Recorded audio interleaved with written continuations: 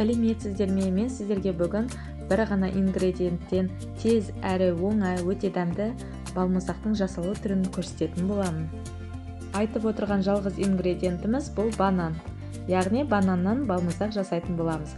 Ол үшін бізге кез келген тақтайды осылай пищевой пленкаға орап, бананымызды қойып, осылай кесіп аламыз. Кесілген бананымызды араларын ашып, алшақтатып қоямыз, себебі біз бұны қазір морозильникке салатын боламыз. Бір-біріне жабысып қалмай әдемі болып қату үшін.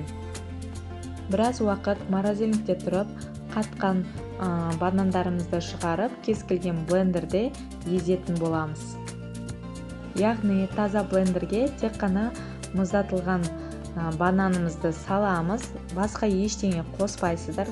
Қант, сүт, ештеңенің қажеті жоқ. Тек осылай қақпасын жауып, блендерді қоссаңыз жеткілікті. Міне осылай біздің бананнан жасалған балмұздағымыз дайын.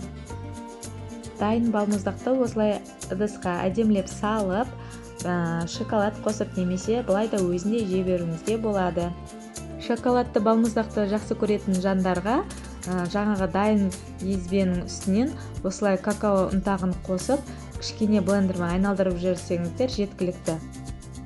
Міне осылай шоколадты бананды балмұздақ та дайын болады. Астарыңыз дәмді болсын. Каналға тіркеліп лайк басуды ұмытпаңыздар. Комментария жазып достарыңызбен бөлісіңіздер.